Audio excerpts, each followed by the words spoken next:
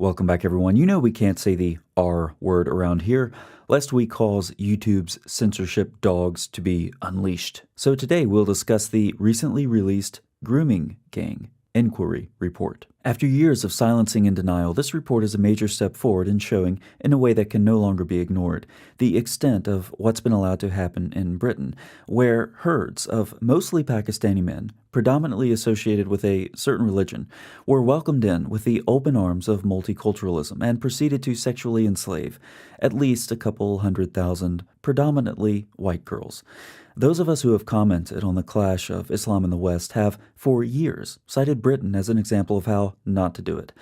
But it's like they want to just keep giving the world more and more examples of how to do it wrong in every way possible for decades. Finally, some leaders in Britain are doing what should have been done long ago. It's better late than never, as they say, but this is really, really late. So here are 5 more lessons from the Grooming Gang report that the Brits bequeathed the world, showing us all, again, how to do it wrong. First, Britain's defenders of Islamic sexual slavery have told us that this isn't a uniquely Muslim problem. But the report cites a book written in 2016 by researcher Peter McLaughlin. It's called Easy Meat: Inside Britain's Grooming Gang Scandal, and it compiled a comprehensive list of grooming gang convictions from 1997 to 2018. His examination of names indicated that approximately 87% of those convicted bore distinctively Muslim names. This far exceeds the Muslim proportion, which is around 6% of the general population of Britain. The majority of these convicted groups consisted entirely of men from Muslim backgrounds. This most recent report has similar findings. The offenders are disproportionately men from Muslim backgrounds. It's almost as if there's a certain ideology that's relevant.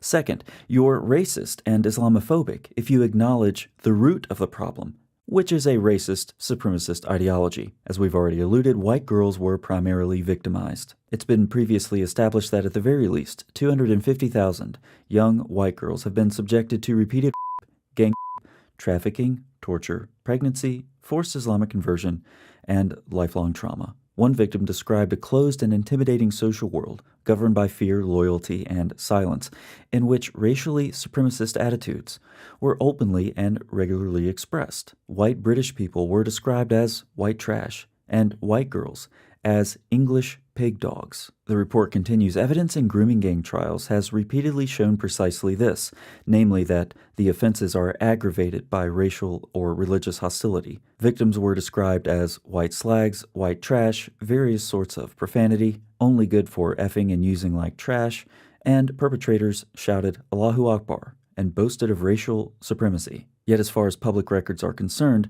racial aggravations have never once been invoked against anti-white grooming gangs, either by prosecutors or judges. But above all, don't be a racist or Islamophobe. Right, Britain? That's the most important thing. Next, we should all condemn slavery, right? Yes, except when it occurs in an Islamic context. When documented patterns from select towns and cities are extrapolated nationally, the scale reaches, as we said earlier, at least 250,000 victims. This is not a collection of isolated local scandals. It's a national scandal of industrial-scale child and modern-day slavery enabled, protected, and prolonged by the deliberate failures of the British state at every single level. The centuries-long Islamic slave trade claimed millions of African victims and always gets a free pass from spineless Westerners, as does the Islamic slave trade in the various forms it exists today, including sexual slavery in Britain. Fourth, and this is particularly disturbing, first responders became first enablers. One guy, we'll have to call him a groomer and not use the R word, or maybe we could just give him a name. Muhammad is a safe bet. Muhammad forced a whiskey bottle into a victim. It shattered when the victim went to the hospital. No questions were asked about how she sustained such an injury. She was examined, the glass was removed, and she was discharged. No questions about that bizarre injury were asked. Questions, sometimes, can lead to answers, and sometimes answers can be inconvenient. When another victim's mother called the police to report her daughter missing and mentioned a history of abuse by Asian men, the call handler told her, "You can't describe them as Asian men because that's racist. You should just be glad your child is being taught a different culture. Does this sound like someone who should be answering the phone at a police department? I guess it does, in Britain, but it gets worse. On one occasion, a police officer returned the victim to the house where the abuse was occurring and told the men to have fun with her. Finally, from first responders to elected officials, politicians received direct briefings, sat in multi-agency meetings, read internal intelligence, and still denied knowledge, blocked inquiries, and silenced critics in order to cleave to Muslim voting blocs. This was not ignorance of the crimes, but calculated, repeated, nationwide abandonment of children.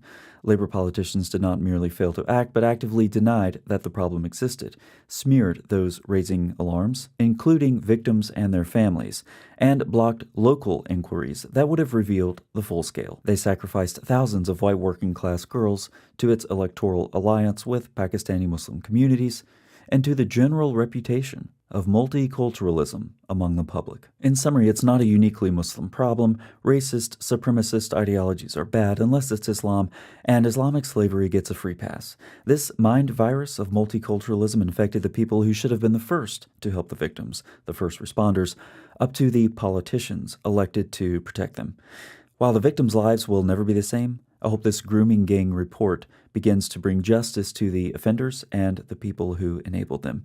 And may yet another example from Britain on how not to deal with the Islamic problem serve as instruction for so many more in the West who still cling to these sorts of luxury beliefs while keeping their heads firmly inserted in their hind ends and their butts firmly planted in the sand. Thanks so much for watching. I'll see you next time.